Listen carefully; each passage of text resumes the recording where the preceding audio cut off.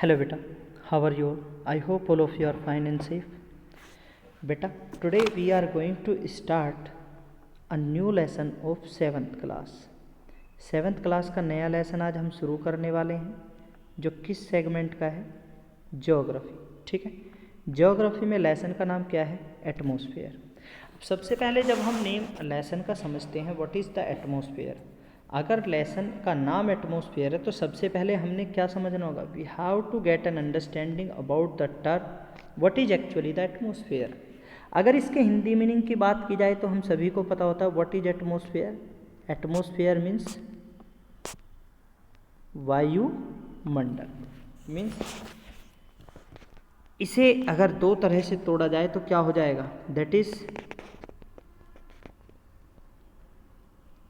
Air और इस air का एनवेलप. एयर का एनवेलप. ठीक है, अब हमें टर्म को समझना है. एटमॉस्फेयर टर्म है क्या आखिर? ठीक है, तो उसके लिए ऐसे समझते हैं. देखिए ध्यान से, what is atmosphere. What is atmosphere. ठीक है बेटा,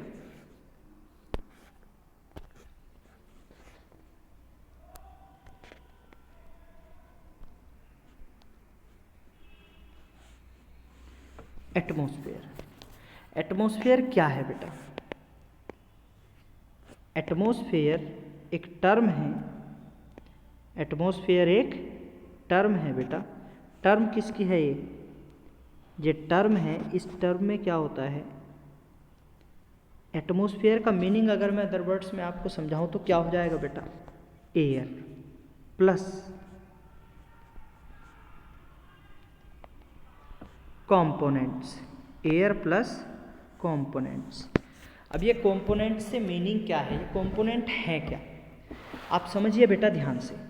यू आर गोइंग समवेयर. ठीक है, आप कहीं जा रहे हैं.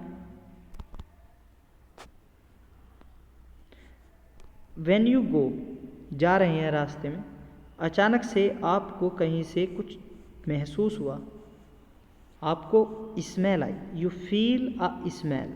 आपको एक स्मेल हुई फील. वो स्मेल में कहीं ना कहीं थोड़ी दुर्गंध थी, बदबू थी. ठीक है, अब वो स्मेल क्या एयर की वजह से है? No, air is an original form. Air में इसके साथ एक कोई गैस मिली हुई है. क्या बेटा? गैस. इस एयर में गैस है और उस गैस की जो कैरेक्टरिस्टिक है वो कैसी है? That it smelled. ये क्या करती है बेटा? ये स्मेल करती है. और जब ये स्मेल करती है तो ये गैस क्या है? इस समय पर ये गैस क्या है बेटा? ये गैस इस एयर का कंपोनेंट है. ये गैस जो है बेटा, ये गैस इस एयर का इस समय क्या है बेटा? कंपोनेंट है. ठीक है, तो एटमॉस्फेयर क्या है? एयर और इसका कंपोनेंट वो क्या है? Surrounding the earth. जो अर्थ को सराउंड करते हैं उन्हें हम क्या बोलते हैं बेटा? एटमॉस्फेयर कहते हैं. अब गैस के अलावा और क्या क्या होता है बेटा इस फॉर्म में? गैस के अलावा क्या होता है? आप कहीं जा रहे हैं, अचानक से क्या हुआ? आपको फील हुआ. यू फील व्हाट बेटा? You feel moisture. You feel, आपको जब हवा लग रही है तो आपको फील हो रहा है कि वो हवा ठंडी है. अब क्या हवा ठंडी है? नो. उसकी कैरेक्टरिस्टिक क्या? उसमें एक कंपोनेंट आ गया. किसका बेटा? उस एयर में एक कंपोनेंट आ गया वाटर वेप्योर का. वाटर वेप्योर का एक कंपोनेंट इस एयर में आ गया. और जब इस एयर में ये वाटर वेप्योर का जो कंपोनेंट आ गया बेटा, तो ये कैसी हो गई? It feel cold. ये कैसी फील हो रही है? कोल्ड. तो एक और एयर का क्या कंपोनेंट हो गया? एयर का एक और कंपोनेंट जो हमारे पास हो गया वो क्या हो गया? Water vapour. ठीक है, अब नेक्स्ट क्या हुआ बेटा? नेक्स्ट समझिए ध्यान से. आप जा रहे हैं कहीं, यू फील वोट. आपने क्या फील किया है? यू फील,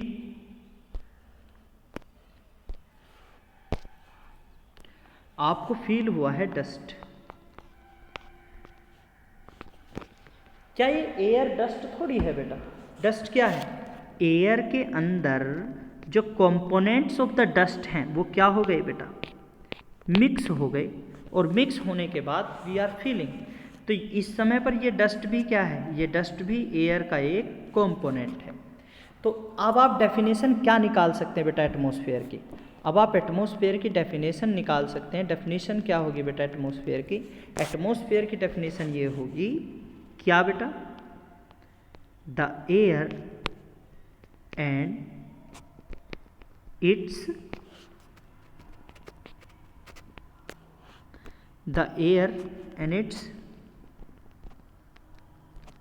components, या the air and its component mixes and make the atmosphere। Air और इसके कंपोनेंट, या इन अदर वर्ड्स आप क्या कह सकते हैं, द एनवेलप ऑफ एयर। अब एनवेलप ऑफ एयर और इसके साथ इसके एंड इट्स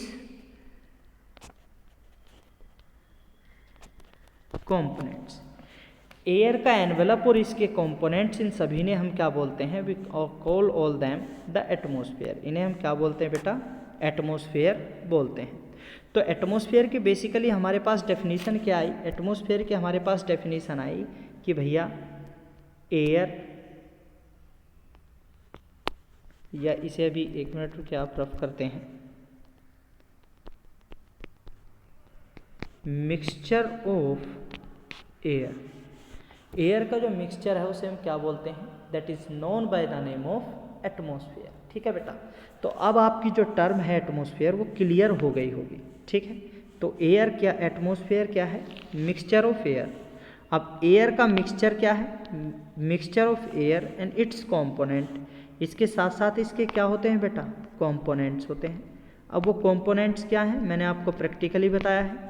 कंपोनेंट्स क्या हैं, गैस भी इसका कंपोनेंट हो सकता है, वाटर वेपर इसका कंपोनेंट हो सकता है, डस्ट पार्टिकल्स इसके कंपोनेंट्स हो सकते हैं, या जो बेटा टाइनी जो ऑर्गेनिजम्स हैं वो भी इसके कंपोनेंट्स हो सकते हैं। ठीक है, सो दिस इज व्हाट बेटा एटमॉस्फेयर। आगे देखिए, अब एक बार डिस्कस करते हैं बेटा अपना शुरू किसके बारे में, अबाउट द लेसन के बारे में डिस्कस शुरू करते हैं। समझिए ध्यान से, what we have to understand about the lesson atmosphere, composition and significance। अभी तो हमने एटमॉस्फेयर टर्म को पढ़ा है, कंपोजिशन क्या है, सिग्निफिकेंस क्या है, structure of the atmosphere, troposphere, stratosphere, mesosphere, thermosphere and exosphere, इनके बारे में अभी हम पढ़ने वाले हैं। एक फिनोमिना पढ़ेंगे, वेदर क्लाइमेट, टेम्परेचर पढ़ेंगे, एटमॉस्फेरिक प्रेशर एंड वाइंड्स पढ़ेंगे, केस स्टडी साइक्लोन तितली करेंगे, ह्यूमिडिटी एंड प्रेसिपिटेशन। समझ लेते हैं, Mario J Molina was awarded Nobel prize in 1995 along with 2 other chemist. He studied decomposition of ozone layer, ozone layer के जो decompose होने के बारे में उन्होंने स्टडी की थी, किससे, जो सोलर रेडिएशन है इसकी वजह से, जो एक शील्ड है, क्या बेटा, जो एक शील्ड है अर्थ के लिए जो हमें बचाती है, किससे, सोलर रेडिएशन से, सोलर रेडिएशन से। ठीक है, आगे देखते हैं।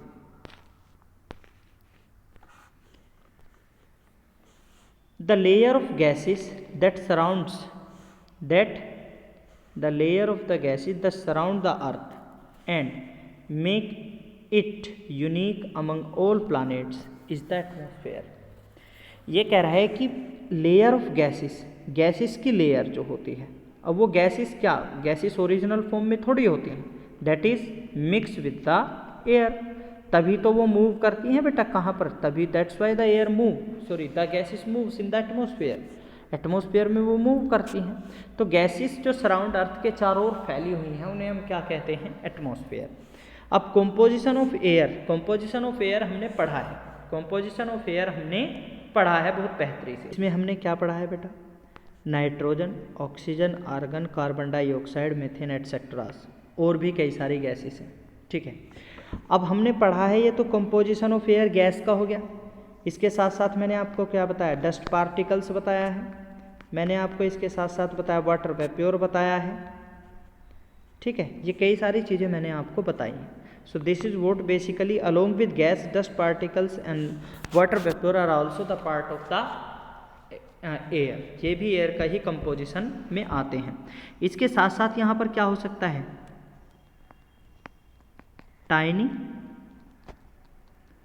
ऑर्गेनिजम्स, टाइनी ऑर्गेनिजम्स भी पार्ट हो जाते हैं किसके, द एटमॉस्फेयर, किसके बेटा, एटमॉस्फेयर के।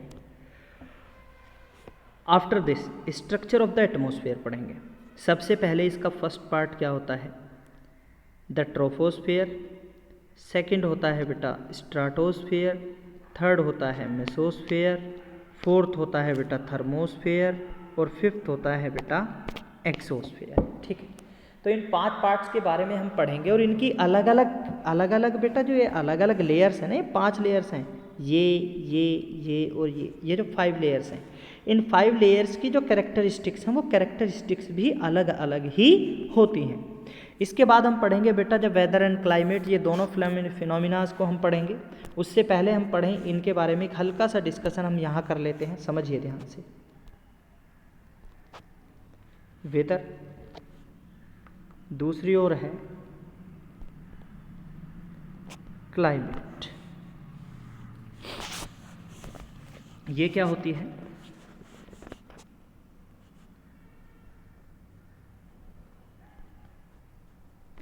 टेम्परेचर,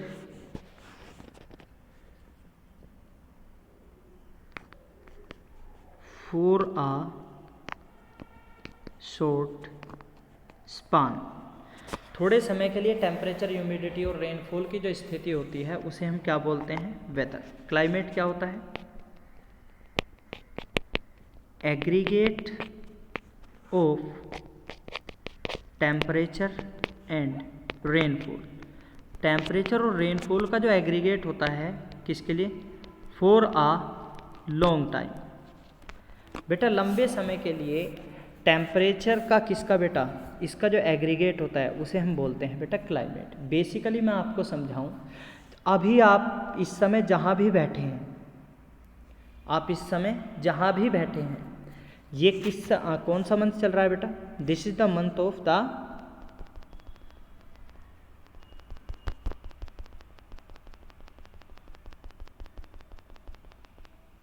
ये मंथ कौन सा है बेटा, समझिए ध्यान से,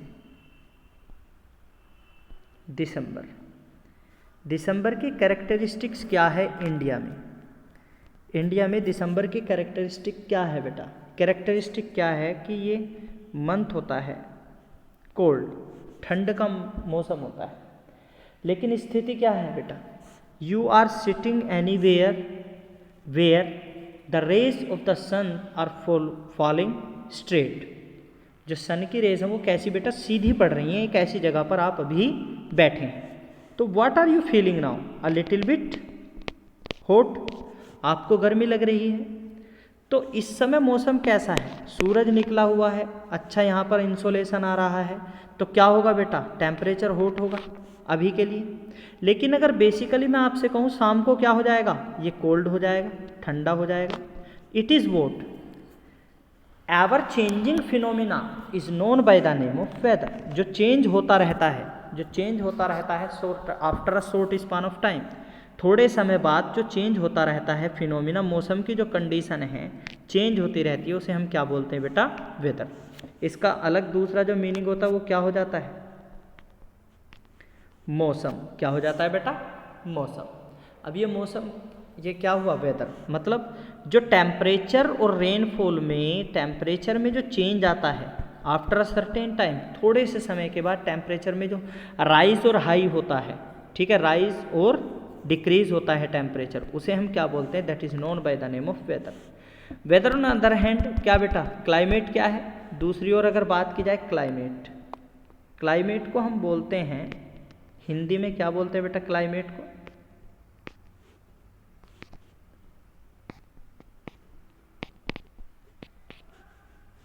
जलवायु। अब ये जलवायु क्या है बेटा, क्लाइमेट क्या है, it is the aggregate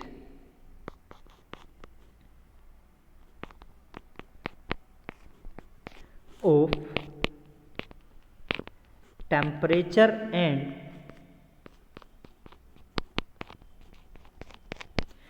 temperature और रेनफॉल का जो एग्रीगेट होता है फॉर आ लॉन्ग टाइम, वो एग्रीगेट किसका बेटा, टेम्परेचर और रेनफॉल का, ठीक है, जिसे क्या, जिसे लंबे समय तक ऑब्जर्व किया गया है, जिसे लंबे समय तक ऑब्जर्व किया गया है। जैसे क्या, इन द अपकमिंग 3 मंथ्स या 2 months there will be what the winter season. कहाँ पर, इंडिया में, इंडिया में विंटर सीजन रहेगा। इसकी कैरेक्टरिस्टिक क्या है कि ये आने वाले कुछ समय यहाँ पर इस समय इस स्थिति में कैसे रहेंगे, ठंडे रहेंगे। कैसे रहेंगे, ठंडे रहेंगे। तो वेदर क्या है, वेदर ये बताता है कि एक समय, एक स्थिति, एक मौसम की जो स्थिति है वो क्या है एक जगह पर किसी पर्टिकुलर स्पान ऑफ टाइम में, तो वो क्या वेदर होता है। क्लाइमेट बताता है कि एग्रीगेट कंडीशन एक जगह की कैसी होती होंगी। आप प्रिडिक्ट नहीं कर सकते कल के मौसम के बारे में कि कैसा रहेगा, लेकिन आप ये बता सकते हैं whether you are going to America, इस मौसम में आप अमेरिका जा रहे हैं तो अमेरिका में अब मौसम कैसा होगा, नॉर्मली जो नॉर्मली मौसम है वो कैसा होगा। क्यों, क्योंकि ये एवर चेंजिंग फिनोमिना नहीं होता है, क्लाइमेट एवर चेंजिंग फिनोमिना नहीं होता है, ये फिनोमिना होता है जिसे लंबे समय तक ऑब्जर्व किया जाता है और उसके बाद इसके बारे में कोई भी स्टेटमेंट पास होती है। ये होता है वेदर और क्लाइमेट। ठीक है बेटा, आगे देखते हैं।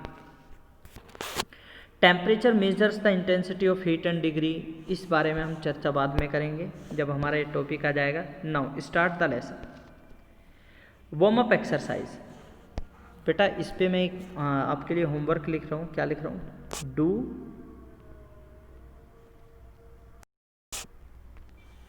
योरसेल्फ। इसे आप खुद करेंगे बेटा।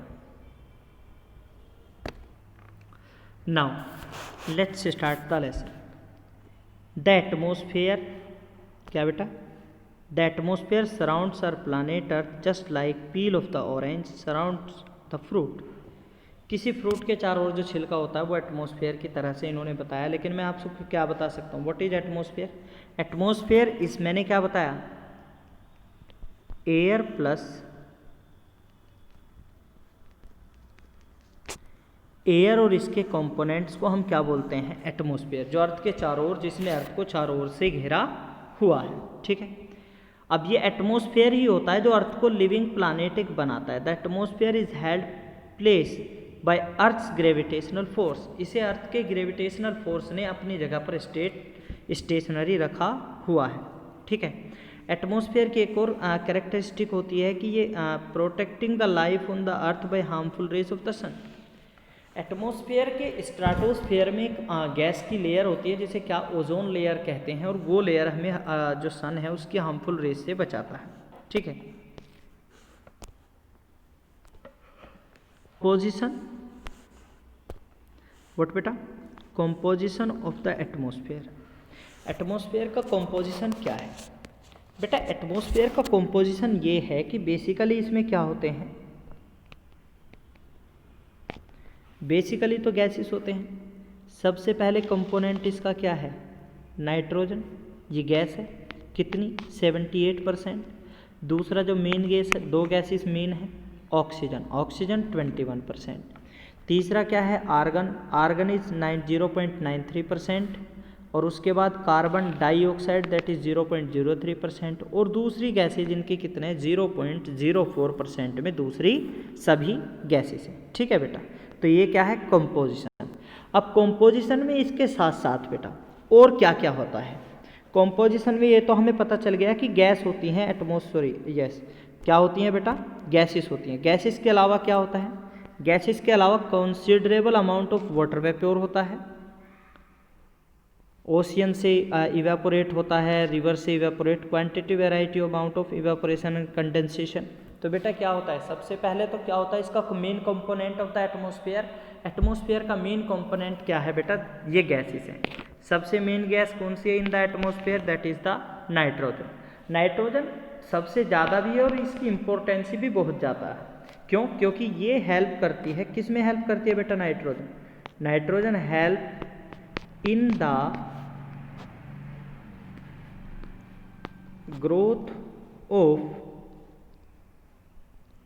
लिविंग बींग्स, जो लिविंग बींग्स होती हैं उनकी ग्रोथ में हेल्प करती है क्या, नाइट्रोजन। ठीक है, that is why nitrogen is 78% in the atmosphere. Atmosphere में 78% की मात्रा में पाई जाती है। नेक्स्ट दैट इज वोट बेटा। इसके अलावा क्या क्या होता है, ये कह रहा है earth atmosphere also consist of particles of dust, dirt, salt. इसके अलावा क्या, plant pollen, bacteria and even soot from fire, soot from fires. ठीक है, कई सारे जो धुआं निकलता है, कई सारी चीज़ें फायर से, वो किसका पार्ट होती हैं, ऑफ द एटमोसफेयर। ठीक है, मीनिंग यही नहीं है कि जो कंपोजिशन ऑफ द एटमॉस्फेयर वो क्या है, गैसेस है। गैसेस के अलावा वहाँ पर और भी कई सारी चीज़ें होती हैं, डस्ट पार्टिकल्स होते हैं, डर्ट होता है, सॉल्ट होता है, प्लांट पोलन होता है, बैक्टीरिया होते हैं, और भी अलग अलग चीज़ें होती हैं। अब बात करेंगे बेटा structure of the atmosphere. Atmosphere का स्ट्रक्चर क्या है, एटमॉस्फेयर का स्ट्रक्चर क्या है बेटा। एटमॉस्फेयर के अगर स्ट्रक्चर की बात की जाए बेटा, तो एटमॉस्फेयर का जो स्ट्रक्चर है वो क्या है,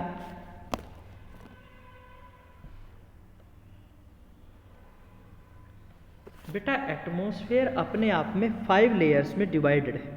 क्या है, डिवाइडेड इनटू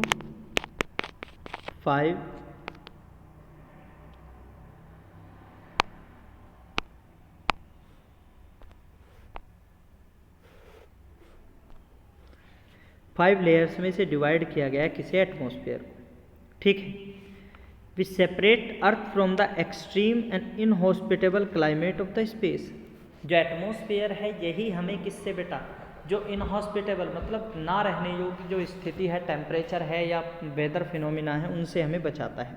ठीक है, atmosphere expand upwards the height of the about 1600 metre gradually, 1600 kilometre gradually thins out into the space. जैसे जैसे हम लोग अंतरिक्ष में जाते हैं तो ये जो एटमॉस्फेयर है ये ख़त्म होना शुरू हो जाता है। एटमॉस्फेयर के बेटा कितने पार्ट बताए हैं हमें, 16 यस, कितने पार्ट्स हैं बेटा, 5 पार्ट्स। 5 में से सबसे पहले जो पार्ट के बारे में हम डिस्कस करेंगे वो क्या है बेटा, दैट इज़ द ट्रोपोस्फेयर। क्या है बेटा, ट्रोपोस्फेयर। ट्रोपोस्फेयर क्या है, the troposphere is the closest layer.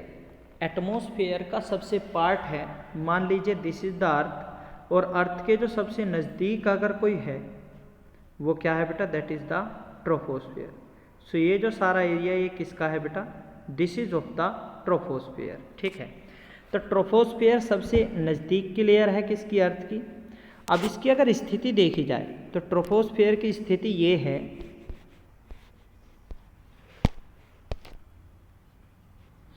Let's say मान लीजिए this is the earth, this is north pole, this is south pole and this is what बेटा, दिस इज इक्वेटर। तो जो एटमॉस्फेयर की ये वाली टर्म है इसके बारे में बताया गया है क्या,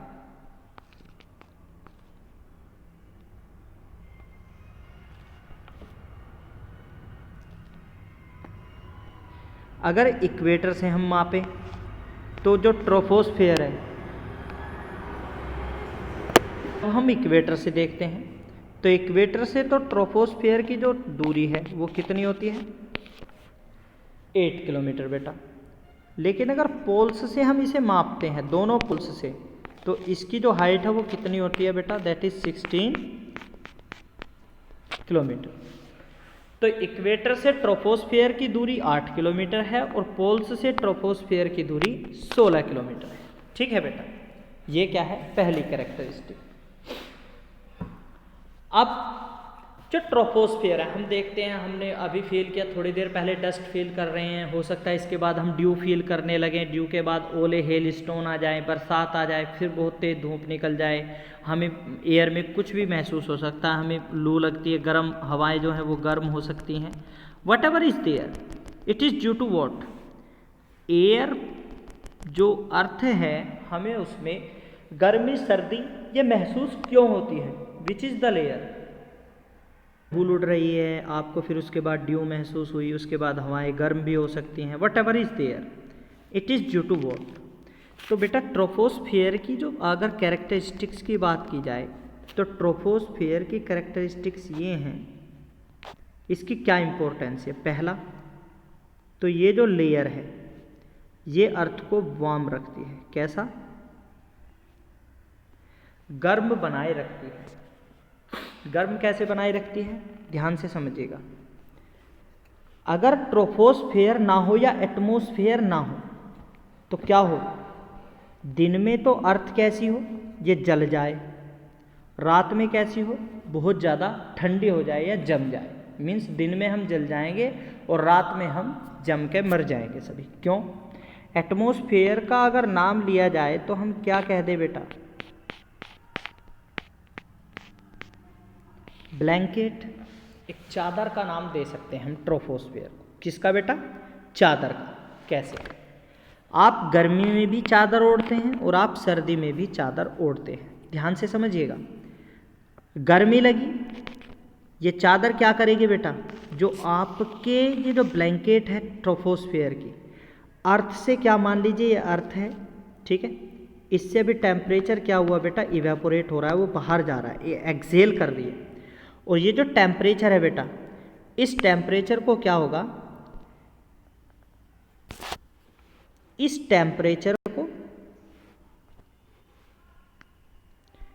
टेम्परेचर को जो ये चारों ओर ब्लैंकेट है किसकी, एटमॉस्फेयर की, ये इसे एब्जॉर्ब कर लेगा। क्या कर लेगा,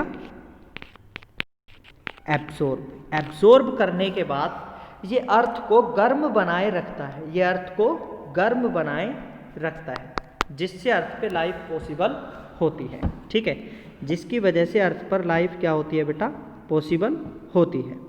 लाइफ पॉसिबल होने के बाद इसमें क्या होता है बेटा, यहाँ पर ध्यान से समझिएगा।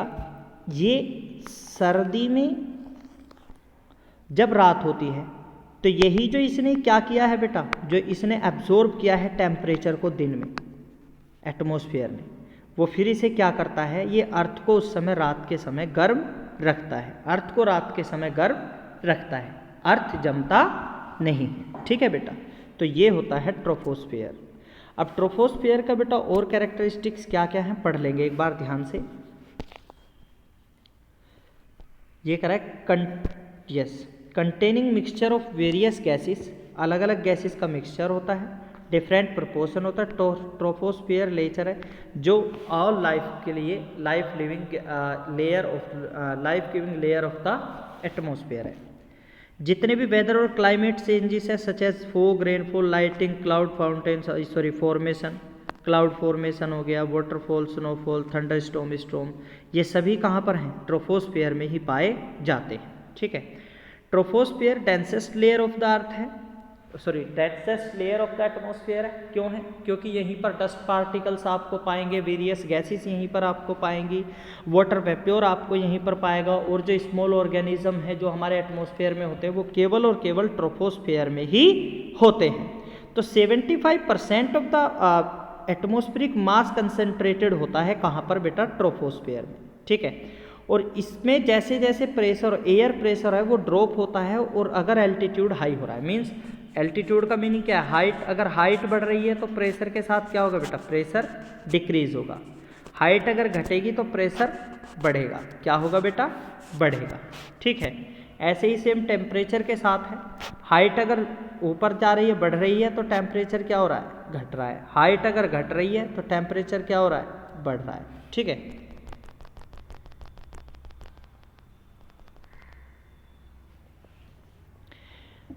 अब इसके साथ साथ क्या हो, uniformly rate of 1 degree every 165 metre altitude known as normal lapse rate. Means अगर आप 165 मीटर ऊपर चले गए तो आपका जो बेटा टेम्परेचर है ना, वो टेम्परेचर क्या हो जाएगा, 1 डिग्री से फॉल हो जाएगा, 1 डिग्री सेल्सियस से घट जाएगा या नीचे गिर जाएगा, 1 डिग्री सेल्सियस से नीचे गिर जाएगा, ठीक है बेटा। इसके बाद नेक्स्ट और क्या है बेटा, ये डेंसेस्ट लेयर है, टेम्परेचर अगर 165, अब बेटा absorb maximum amount of heat, जितनी भी हीट क्या होती है बेटा रेडिएट होती है अर्थ के सरफेस से, उसे क्या करता है एटमॉस्फेयर इनहेल करता है और अर्थ को गर्म करने में मदद करता है। अब जो ट्रोपोस्फियर है बेटा ध्यान से समझिएगा, ये ट्रोपोस्फियर है इतना पार्ट, ये क्या है बेटा ट्रोपोस्फियर। ट्रोपोस्फियर का जो बेटा ये आखिरी पार्ट है ये वाला स्थिति, और जो इसमें किस में कन्वर्ट होने वाला है स्ट्राटोस्फियर में। किस में कन्वर्ट होने वाला है स्ट्राटोस्फियर में। तो इस जगह को जो जगह इसे किस में चेंज कर देती है बेटा ट्रोपोस्फियर को स्ट्राटोस्फियर में चेंज कर देती है, उसे हम क्या बोलते हैं, उसे हम बोलते हैं बेटा ट्रोपोपोज। क्या बोलते हैं ट्रोपोपोज, इसे कहा जाता है ट्रोपोपोज, ये वाला ये ट्रोपोपोज है। ठीक है बेटा समझ आया, ये ट्रोपोपोज है। ट्रोपोपोज क्या है, जो ये हमारी लेयर है ट्रोपोस्फियर का जो सबसे ऊपरला भाग होता है जो स्ट्राटोस्फियर में मिल जाता है उसे हम क्या बोलते हैं ट्रोपोपोज। ट्रोपोपोज मतलब यहाँ पर ट्रोपोस्फियर क्या है बेटा रुक गया है, ट्रोपोस्फियर यहाँ पर खत्म हो गया, तो इस जगह को हम क्या कहते हैं, this is known by the name of tropopause. ठीक है बेटा, ट्रोपोपोज बाउंड्री है, outer boundary of the troposphere. आप क्या कह सकते, what is tropopause, tropopause is the outer boundary of the troposphere. ठीक है आगे देखते हैं। After it next is what बेटा, नेक्स्ट इज द स्ट्राटोस्फियर। क्या है बेटा स्ट्राटोस्फियर। अब ये स्ट्राटोस्फियर के बारे में क्या है, स्ट्राटोस्फियर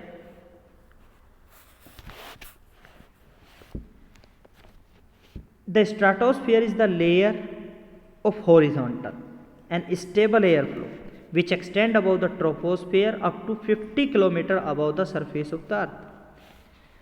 अर्थ के सरफेस से, ध्यान से देखिएगा, लास्ट इमेज देख लेते हैं हम इसकी इमेज को, एक तरह से ऐसे करके देखते हैं बेटा, देखिए ध्यान से, ये अर्थ का सरफेस है ये, ठीक है, this is the surface of the अर्थ। यहाँ से 16 किलोमीटर तक क्या है बेटा, दैट इज द ट्रोपोस्फियर, और यहीं से 16 किलोमीटर के ऊपर से और 50 किलोमीटर तक बेटा ये टोटल डिस्टेंस कितनी है, दिस इज 50 किलोमीटर, और इसमें से 16 किलोमीटर क्या है बेटा, दैट इज द ट्रोपोस्फियर।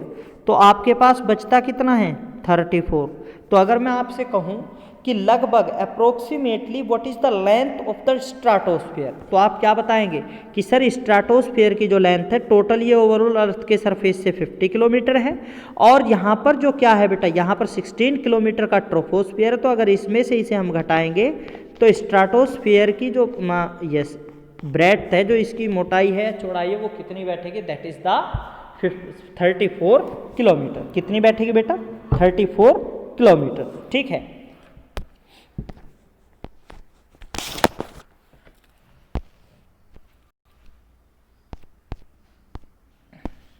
आगे देखिए, एब्सेंस ऑफ वेदर फिनोमिना, किसी भी तरह का वेदर फिनोमिना यहाँ पर नहीं होता क्योंकि यहाँ पर स्टेबल एयर फ्लो होता है, वेदर फिनोमिना यहाँ नहीं होता। मैंने बताया all the weather phenomenas are found in the troposphere. कहाँ पाए जाते हैं ट्रोपोस्फियर। ट्रोपोस्फियर के बाद कोई भी वेदर या क्लाइमेट फिनोमिना नहीं पाता है। ठीक है, condition stable and ideal for flying aircraft. Aircraft जितने भी उड़ते हैं आप देखते हैं वो सभी कहाँ पर होते हैं बेटा स्ट्राटोस्फियर में। प्रेजेंस ऑफ ओजोन लेयर, सबसे मेन मैंने बताया ना हर एक लेयर की अपनी एक इम्पोर्टेंस है। ट्रोपोस्फियर की इम्पोर्टेंसी क्या है कि वहाँ पर वेदर फिनोमिना जितना भी है वेदर फिनोमिना कहाँ पाया जाएगा आपको ट्रोपोस्फियर में। स्ट्राटोस्फियर की इम्पोर्टेंसी क्या है कि इसमें ओजोन लेयर है। कहाँ पर बेटा स्ट्राटोस्फियर में क्या है बेटा ओजोन लेयर। ध्यान से समझिएगा, दिस इज द स्ट्राटोस्फियर। ये सारा क्या है बेटा स्ट्राटोस्फियर है। कहाँ से कहाँ तक, यहाँ से लेकर यहाँ तक ये क्या है बेटा स्ट्राटोस्फियर। स्ट्राटोस्फियर का जो ये पार्ट है ये वाला, इसका लगभग मिड का जो पार्ट है जो यहाँ पर आपको डायग्राम में भी दिख रहा है, पार्ट क्या लेट से मान लीजिए ये सन है, इधर मानते हैं सन को। ठीक है,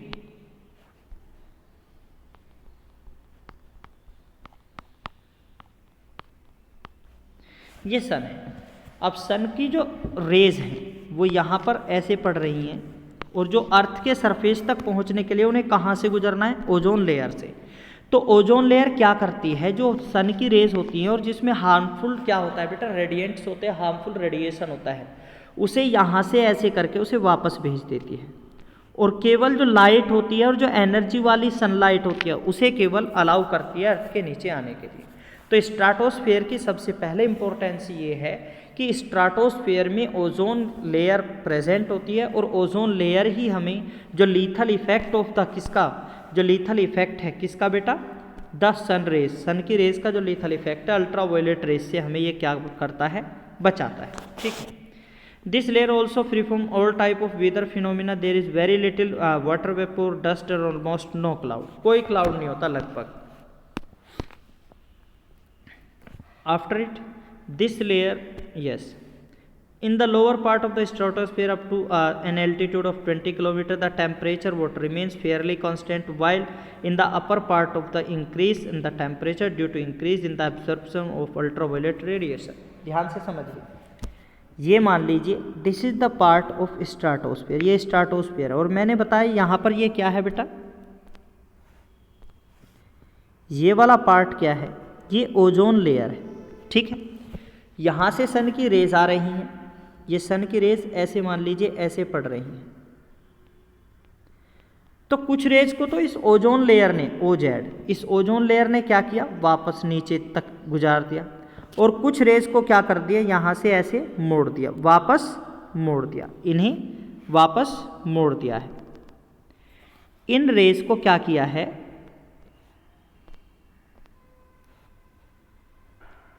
वापस मोड़ दिया, ये रेस यहाँ से वापस मोड़ दी।